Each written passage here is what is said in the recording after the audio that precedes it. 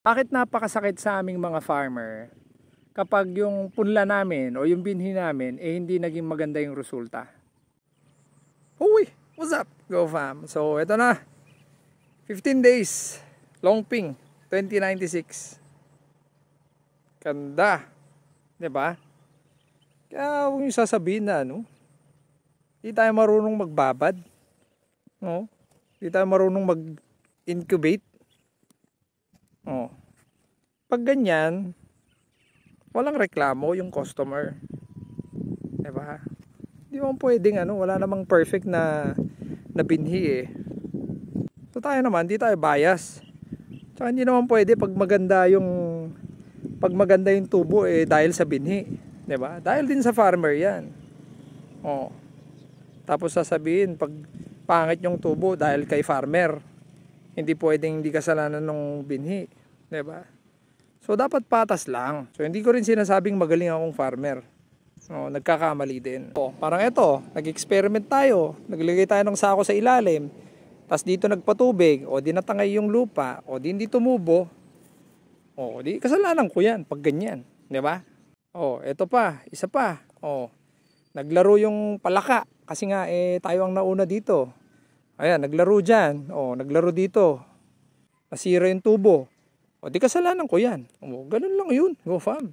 Pero pag yung buong kama naman, ibang usapan na yun. Diba? So, kwentuhan tayo konti, Go Fam. Diba? Kita nyo naman, ganda.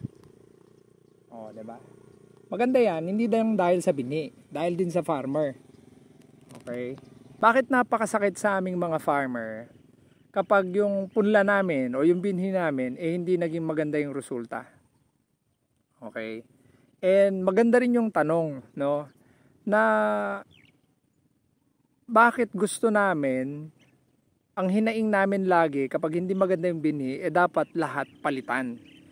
Knowing na yung tinanim naman namin, for example, sabihin natin, tumubo 50%. Hindi ba dapat ang papalitan lang yung 50%?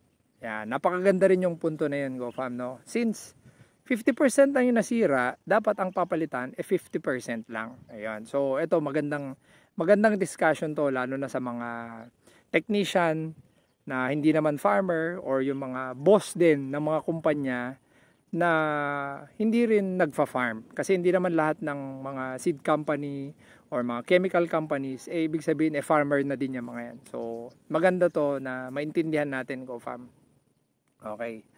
Yung binibili nating binhi, hindi siya kagaya ng mga, kunwari, parang bumili ka sana ng baso, tapos yung bumili ka ng 5 baso, tapos yung pinadala sa'yo, basag yung 2, tapos, pag pinalitan yung 2, okay na sa atin yun. Diba? Usually, ganun naman yun. Pero in the case of yung mga seeds, Go Fam, hindi ganun yung kaso nun, Kasi ang daming mga factors pa na nailagay doon. So for example tayo, prepare natin ngayon is pang 1 hektarya. So assuming na ito is 50%, okay, nasira, tapos 50% okay. So hindi ba pwedeng ang papalitan lang sa'yo yung 50%? Diba? Parang yung pag bumili ka ng item na 5, tapos yung 2 nasira, hindi ba pwedeng yung 2 lang ang papalitan? Okay, so para sagutin yon, okay, para meron tayong idea. Pag nag-prepare kasi tayo ng pang 1 hektarya, ibig sabihin, hindi lang yan ang sinabog mo, hindi lang yung binhi yung sinira mo. Okay, unang-una, ibig sabihin, ka din ng resources para sa diesel, sa manpower, para i-prepare din yung pang 1 hektarya na nursery, which is yan. Okay, at habang ginagawa mo yan, Go Fam, make sure na nakaprepare ka na rin ng pang 1 hektarya na pagtatamnan.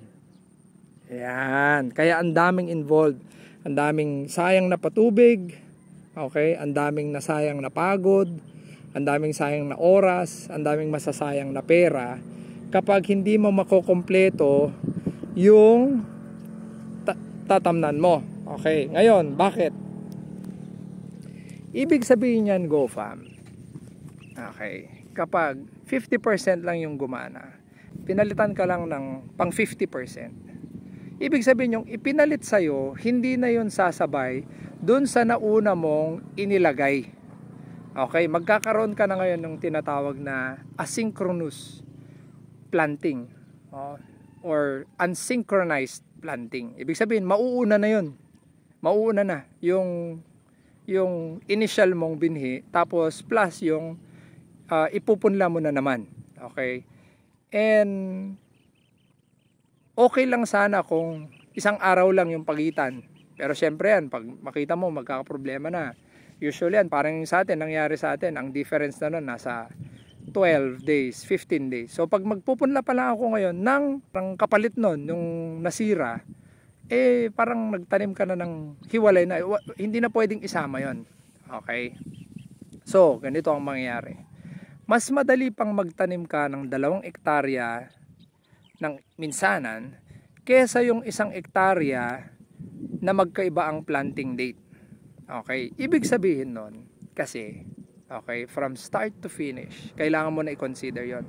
Kasi pag magkaiba na yung planting dates mo, or sowing dates, ibig sabihin, yung program mo ng yung initial mong ginawa, wala na yun kasi hindi mo na matatamnan lahat eh. Kunwari, 50% na lang kasi nasira yung 50% mo. So, ibig sabihin, 50% na lang yung matatamnan mo. So, ibig sabihin, ang mangyayari nun, iba na yung araw ng pagpapatubig mo, iba na yung araw ng pag-aabono mo dun sa 2 yon, although 1 hektarya lang yung pinatamnan mo. Magkakaibang araw na yung pag-i-spray mo, ibang araw na yung harvest. So, ibig sabihin, sira na yung planting calendar mo. Kaya, napaka-importante na maganda yung tubo ng binhi natin. Otherwise, syempre, hinahabol. Alam naman natin, ang pagtatanim pa ay very dependent sa weather. So, ang nangyari, GoFam, is na doble ka ng gastos, doble ka ng pagod, doble ng oras, doble ng trabaho, pero yung ani mo, so yun yung gusto kong maintindihan or mas mababa na. Farmers, mga baguang farmers, yung mga technician na hindi naman talaga nagtatanim, especially yung mga top levels ng mga executive na hindi naman talaga nagtatanim. So, well, hindi naman lahat. May mga executive din na mga managers din na meron ding sarili-sariling farm. Pero in order for you na talagang maintindihan yung hinaing ng mga farmers na kagaya namin, I think importante rin na ma-experience nyo para at least alam nyo kung saan kami nanggagaling. Kaya pag minsan, or hindi minsan madalas, no? Talagang mainit ang ulo ng mga farmers. Kasi lalo na kung yung binhi na yan ay talagang nagtiwala sila, inutang nila yan, pinaghirapan. Kasi yung mga farmers, hindi naman yan parang, alam mo yan, bumili lang ng cellphone. Alam mo yan, iniipon nila yan, yung pera na yan hanggang sa makabuo sila, hanggang sa makabili ng binhi.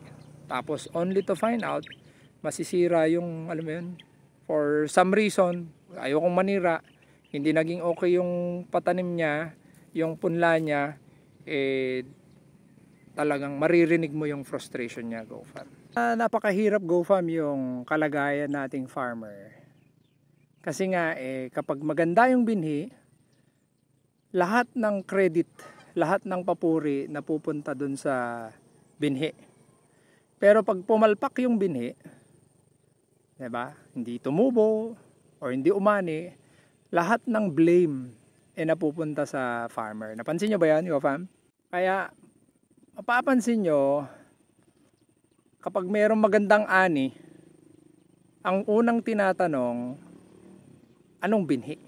Yun, di ba? Hindi tinatanong kung sino yung farmer? Ano yung ginawa mo dyan? Ano yung protocol? Di ba? Kaya mga boss, mga tito, tita, mga sir, pag pinalitan nyo 100%, ang tawag ko doon, kapag pinalitan nyo 100% yung binhi na tinanim namin, ang tawag ko doon ay pakonsuelo. Yun. It is not even called a full restitution. Kasi nga, ang pinalitan mo lang yung seed. Pero yung kasama nun, yung trabaho, yung oras, yung pagod, yung additional expenses ng patubig, 'di ba? Eh hindi pa kasama doon.